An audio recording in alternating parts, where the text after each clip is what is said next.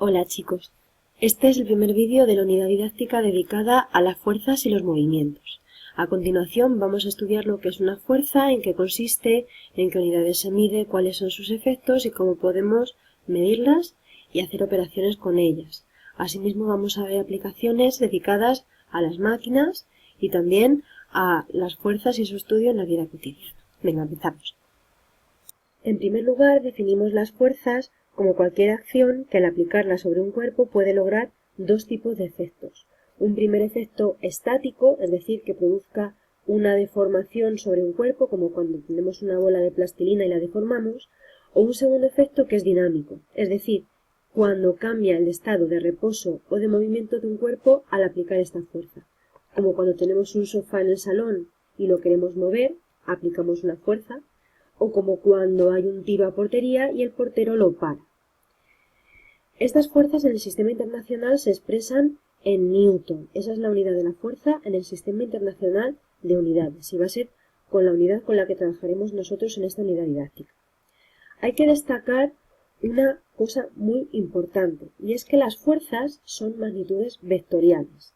Son magnitudes que todavía no hemos estudiado nosotros, porque no solamente presentan un valor numérico, es decir, nosotros aplicamos una fuerza muy grande o muy pequeña, de 100 newton, por ejemplo, o de 1 newton, eso sería el módulo del vector fuerza, sino que además es también muy importante saber sobre qué dirección estoy aplicando esta fuerza. Es decir, yo quiero saber si mi sofá lo voy a mover hacia un lado u otro del salón, o si lo voy a levantar hacia arriba. Eso sería la dirección en la cual yo aplico la fuerza.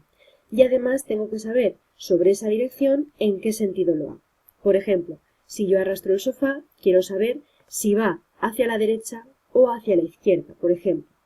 Aquí tenemos una representación de un vector en general, imaginad que esta es nuestra fuerza, y vemos que el módulo sería cómo de largo es el vector, cómo de largo es esta flecha, que es la manera de representar los vectores.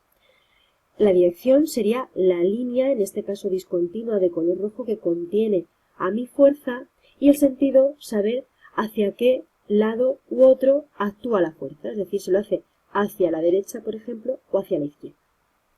Además, las fuerzas se pueden dividir en dos grandes grupos. El primero de ellos serían las llamadas fuerzas de contacto, en las cuales la fuerza toca directamente al objeto sobre el cual actúa, como por ejemplo la bola de tenis que es golpeada por la raqueta, o cuando nosotros amasamos una cierta masa de pan, o las fuerzas a distancia, que son aquellas que actúan sobre un cuerpo pero sin tocarlo directamente, como por ejemplo la fuerza que se ejercita por un imán sobre virutas de hierro, veis que en un principio no la toca sino que a distancia las atrae, y también la fuerza del peso, que es la fuerza que nos atrae a los objetos hacia la tierra, como por ejemplo estos saltadores de paracaidismo que están suspendidos en el aire pero sin embargo son atraídos por la tierra.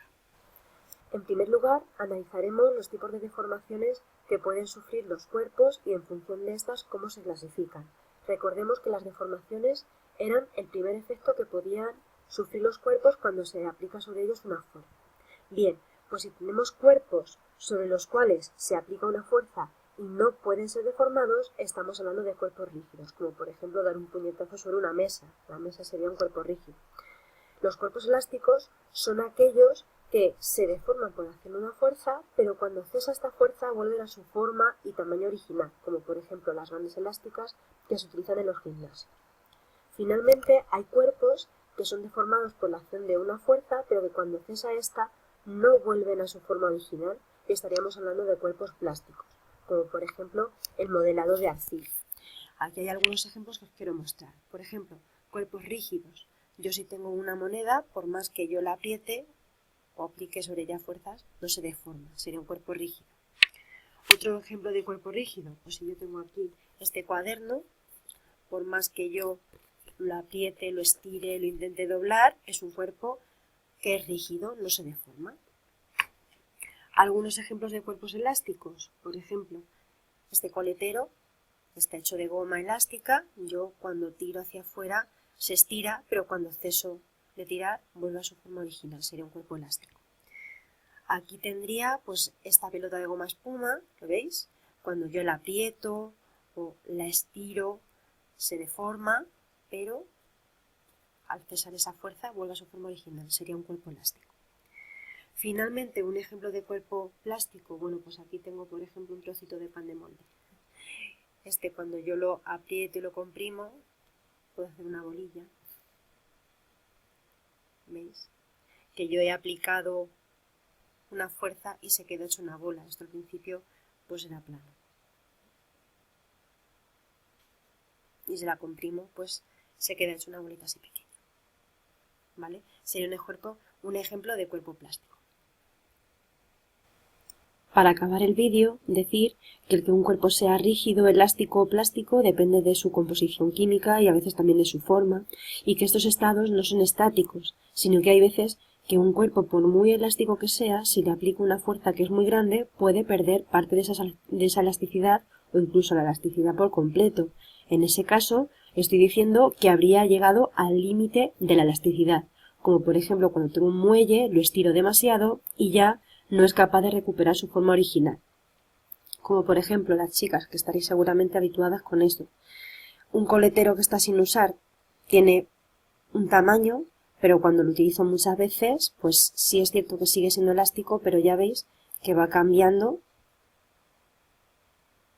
ese tamaño que tenía al principio, ¿lo veis? Que se estira. Pues ya poco a poco estoy rebasando en el límite de elasticidad. También en el caso de cuerpos que son rígidos, cuando le aplico una fuerza, si está muy fuerte o incluso está aplicada en una dirección y sentido determinados, puedo llegar a fracturar ese cuerpo, a romperlo. Yo diría que he llegado al límite de rotura. Como por ejemplo, pues tengo aquí esta cuchara de plástico y si yo le aplico una fuerza en sentido perpendicular, veis que esto lo puedo llegar a romper. ¿Veis? Habría llegado al límite de rotura. Pues aquí hemos terminado el primer vídeo de esta unidad didáctica.